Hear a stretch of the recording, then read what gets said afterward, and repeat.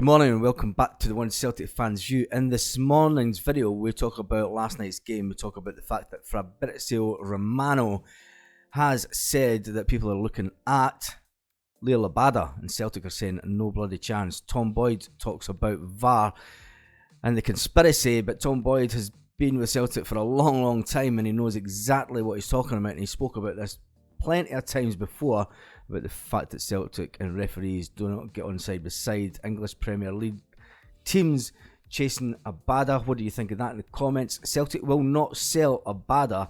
They've got him on a long-term contract. Ange Postecoglou, he talks about VAR, or the fact he doesn't want to talk about VAR anymore, and he's saying he's basically had enough of it. And he also tells the players to do their jobs in the box. Look at all the chances that we missed the first half. Perfect crosses across the front of goal, and players not throwing themselves at the ball where they should be. And then we'll talk about the comments section. So thank you for watching the channel again. If it's the first time you've watched the channel, make sure you hit the notification bell. So Fabrizio Romano has said that Premier League clubs are following Leo Abada for the future. The talent was, the winger was born in 2001, only 2001. I bet that makes some of you feel really old. He has had 13 assists in 18 months. Celtic consider Abada as a key player and want to keep him at all costs, even if Premier League clubs are tracking him. Now, to last night's game, now the referee took over 4 minutes to then decide that the Abada goal was offside. He was on the mic to his assistants in the VAR office, Masonic Lodge, and then he decided to go and watch the TV himself. As you can see from the picture, it took 4 minutes for him to decide that the goal was offside. When the defender heads the ball, to me, he's the last man to head it. He was actively in play and he was actively looking to head or clear the ball. So for me, the goal should have been onside. What do you think of that? Tell me in the comments section. Ange Postecoglou says he's had enough of talking about VAR, and he refused to be drawn on the Celtic goal that was chopped off in the second half after the intervention. He's talked about it before, holding up the games and stuff. There's no way that it should take 4 minutes for them to decide, that it's offside. You've got 3 guys on the pitch looking at the game. You have got a guy and watching on a TV screen that all it has to do is just draw a line, but I don't know. Well, we'll know, and it's going to be fantastic when we play the Scum and we'll see how many VAR penalties that they get. Ange Postecoglou says that the players need to do their jobs in the box after a lacklustre. Here's another thing we need to talk about. Players that aren't doing their job in the box, yet we have a striker that comes on with 10 minutes to go.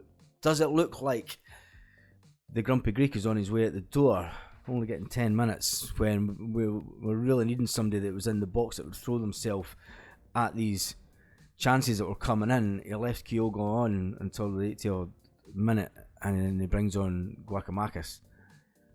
Is it the end of the road? Will he be sold? Will Celtic finally announce in the next couple of days they are after a couple of more players? He is looking to and get the squad even better. You could see it on his face last night, the amount of chances that we were missing.